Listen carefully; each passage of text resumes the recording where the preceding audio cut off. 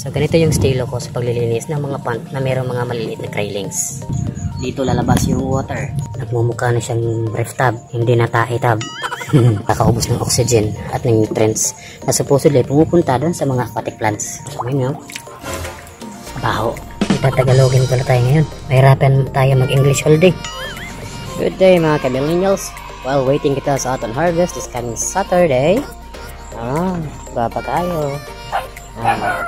While waiting kita sa harvest this coming Saturday, kaya adtuan kita sa aton sideline.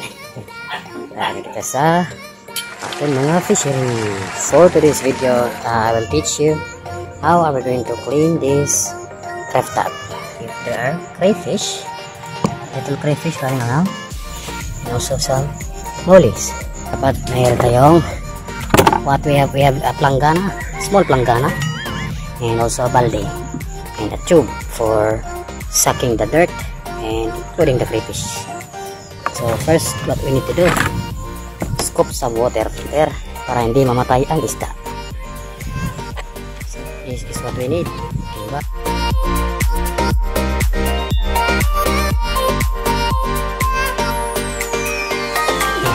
Ang mga plants. Careful kasi mayroon pang mga crayfish dyan. Ayun. Mahulog na sila mga crayfish. Yun. So, ayan sila mga crayfish yan. Natin dyan.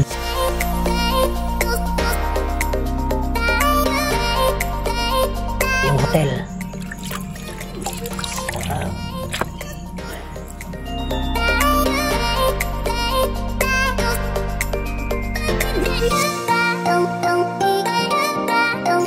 So what we have here left is some crayfish and mga molly na lang.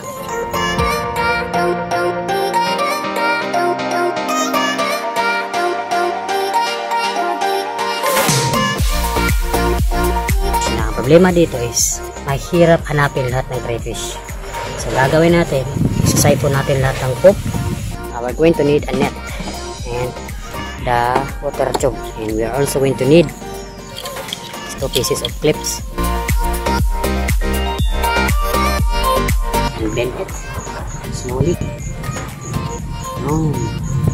Once it's bended, so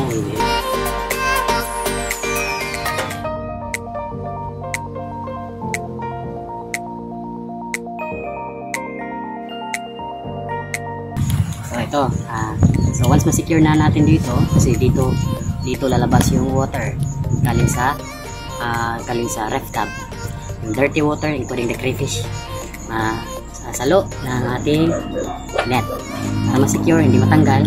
Kailangan ng panglawa. Tapos ang next process is lalagyan natin ng tubig ang loob ng pan. Hindi tayo gagamit ng wag, kasi pag aksidenteng nalunok yung tubig galing sa pan, baka sa hospital ka maglalanding. Okay, so lagyan natin ng tubig.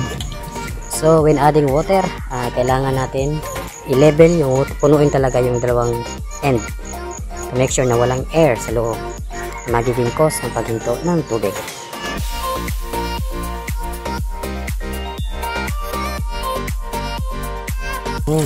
May tubig na yung dalawa. Titigilan mo yung dalawang end ng tubo para hindi mag-spill yung tubig. Especially yung nasa taas. Kasi kapag as long as hindi mo binitawan yung nasa taas, hindi magsispill yung nasa baba. Ito.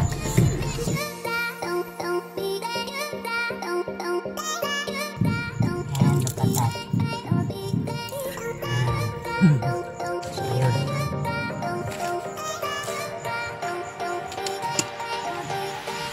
It's time for the cleaning montage. Ayun, mga crayfish pa. No need na i-scoop natin yan. If nagtatanong kayo, ba't hindi mo binabrush tunas? Simple lang po. Ang ganitong level po kasi ng algae, ang ganitong level ng algae sa ating pan is perfect lang. Except sa tae, sa mga pop, kailangan natin tanggalin yan. Pero yung ganitong level ng algae, kailangan natin yan for ecological and bacterial balance. Hindi kasi pwede masyadong malinis kasi minsan yung nagiging cause ng mabilis na pagkamatay ng isda. Tulad ng tao rin. Pag masyado nang malinis palagi yung tao, pag tinablan yung sakit, patay agad. So, kailangan mo rin ng tamang dirt from time to time. Yun. Kasi, ano na lang ang gagawin ng mga immune system kung masyado nang malinis, diba? Yun ang ginagawa ng, yun, scope na natin. As much as possible, i-avoid natin yung mga crayfish. Pero, sasampulan ko kayo, i-open natin itong maliit na ito. Op. So, dito siya lalabas. Ito yung crayfish natin. Yan, galing dito. So, sasave natin siya. Yan, lang. So, ganito yung estilo ko sa paglilinis ng mga pond na mayroong mga maliliit na craylings. Yan, easy lang. Kailangan mo lang yun. At the end. Usually natatapos ako dito mga 15 minutes sa isang pond, sa isang ref tub. Kasi maliit lang naman ref tub na to, parang 2.5 by 4 feet. Hindi ganun kalaki. Ang ture, hindi agad sila tatakas. Dito lang sila. Dito mo rin masuscoop yung mga patay or yung mga food waste sama ng poop at yung ammonia na hindi natin nakikita pero naaamoy. Isang sign nga pala kung kailangan na ba talagang linisin is yung amoy ng tubig. Pag inamoy mo yung tubig, scoop ka amoy nyo baho. So pag mabaho na, isang sign na yan, matinding sign na yan ng ammonia boom. In other words, yung bakterya sa poop. Indication na yan na hindi na maganda yung quality ng tubig. Pag hindi maganda yung quality ng tubig, babagal yung pagtubo ng mga isda, especially yung mga crayfish. And of course, kapag babagal yan, babagal din yung negosyo mo. Kaya kailangan mo magsipag kang maglinis, lalong lalo na sa buhay mo. Linisin mo yung mga toxic na tao sa buhay mo. Tanggalin mo, scoop mo na, pa-siphon mo na yan, pasadyos mo na lang yung iba. Kasi yung iba parang bato. Ang size pala ng tubo na to is 1/2 inch. Yung butas 1/2 inch to. So tamang tama lang. Hindi siya ganong kalakas mag-siphon. Tamang tama lang yung puwersa niya. Malakas siya mag-siphon ng poop, especially kahit yung mga dumidikit na nakukuha ng ganitong kalaking tubo. Tapos mamaya i-harvest na, i-check natin yung net kung ilang railings yung nasama. Siyempre, isi-save natin sila. Yan. Nagmumukha na siyang ref tub. Hindi na tae tub. Minsan nakaka-relax din to eh. Ito yung gusto kong part minsan eh. Kasi nare-relax ako habang nililinis ko yung ref tub. So again, hindi natin babrushan to kasi ganitong level yung ganitong level ng is para sa akin safe pa. Yung masyadong green at kapal na, I think yun, kailangan mo nang tanggalin yun. Kasi minsan, yun ang nakakaubos ng oxygen at ng nutrients na supposedly pumupunta doon sa mga aquatic plants. Yung, kasi, yung mga algae kasi, sila yung nakikipag-compete. Ayan. Sila yung nakikipag-compete. Ang gagawin lang natin, hindi natin i-brush. Pero, iwa-wipe natin. Huwag na yung, pwede yung tela, pwede rin yung kamay. Ang importante is matanggal yung ammonia na dumidikit. Ayan.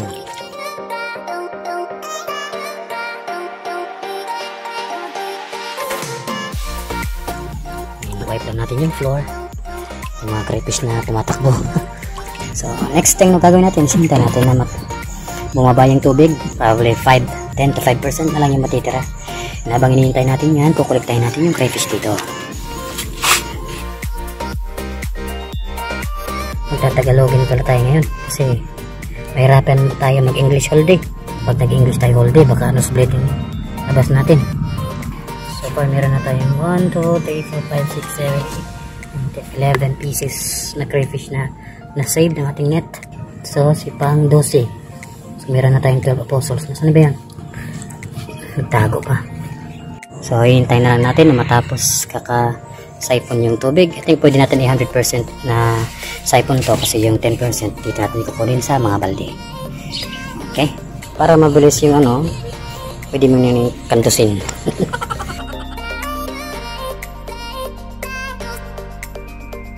So, tapos na tayong maglinis ng ating crayfish pan.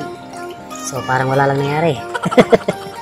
But as you can see, malinaw na yung tubig.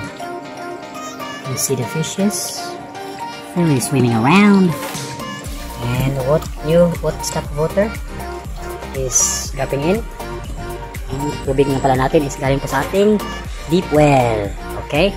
So, safe na safe po yan. No need to stock water.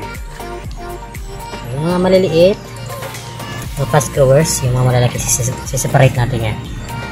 Ayan. So, ito pala, malinis na yung ating pan. Hintayin na lang kunti and tapos na.